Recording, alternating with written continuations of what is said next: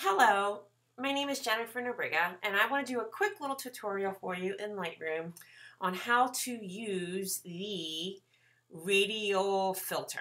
And that's this little doohickey right here that's shaped a little circle at the top where you see all your little tools. You see the cropping tool, your little spot removal, um, red eye correction. I had to look at it. I don't use it. So red eye correction, and there's a graduated filter, and then we have the radial filter, and then there's the adjustment brush. I guess you can tell which ones I use the most. Okay, so for the radial filter, I'm going to take this picture right here and do a quick adjustment with it. I like the way it looks. I already went through and did my a quick little clean edit on it and applied all my little adjusting with the little sliders that I normally do when I do my pictures. And white balance looks great. What I want to do is I want to come in here and I want to brighten up her face a little bit. And then I also want to do a little something that I also use the radial filter as well. So what I'm going to do is I'm going to click over here first. And I think I'm just going to go through, this is from something else. I think I'm just going to go through here and I'm going to do dodge lighten. Okay, and you see it automatically brings up my exposure, and then what I'm going to do is I'm going to make sure that invert mask is clicked. That's the most important thing. Okay, and I'm going to come in here and I'm going to make a circle. This is like the easiest way you could do it to lighten up a face. It's like so simple. And you see how it just brightens up her face a little bit? I love that. And then you could even pull up the shadows a little bit more. Okay. And then you can also work with the highlights if I wanted to, or I could even increase clarity. You can do everything you can do in here, you can do just to the area within this circle. And I like using it on faces or on parts of clothing that may have gotten that are a little too dark, that I want the rest of it to stand out. I just kind of use it and play with it. And I could always, turn it. I can make it, a little longer, a little more oblong. You're only limited to, how you can position it. I normally keep my feathering, back where it was. I normally keep my feathering about right in the middle with 50, but you can also play with your feathering. If you do that, you do run the risk. If you go too far to the left, what's going to happen is you're going to see an obvious circle, which I'll show you in the next little radial filter I'm going to use. And then if you go all the way over here, it filters it out a little bit more, so it's a little more, it feathers it a little bit more, so it's not as noticeable.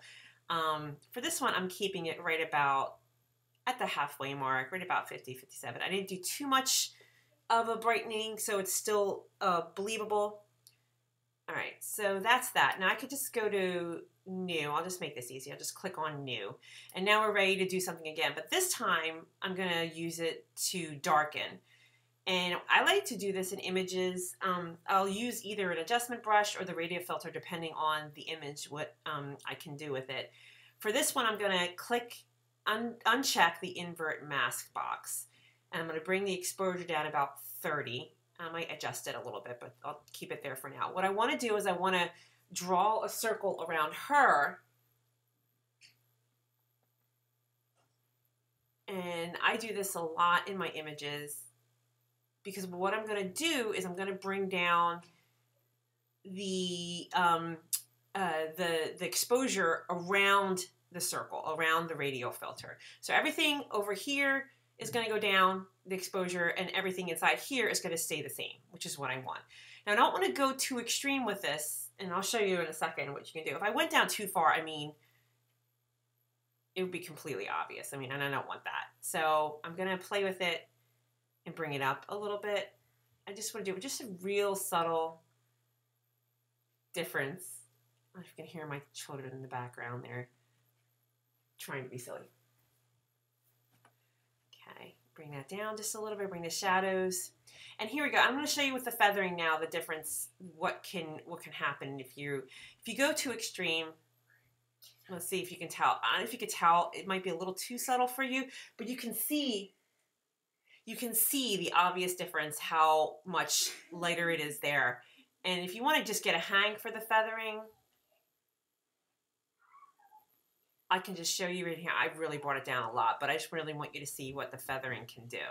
And then when you play with the feathering, now it's bringing more of this into the radial filter circle, so you're not seeing that distinct line that you would see if we were all the way to the left here, where it's more of a, I guess, a hard, obvious vignette. Okay, so we're going to bring it back about to the middle, and I'm bringing this way down. I just wanted to show you in a quick example. So let's see. I think I brought the highlights down just a little more with this. And this is it. That's how I use my radial filter. All right. Thank you so much. I hope this helps, and you have a great day. Bye.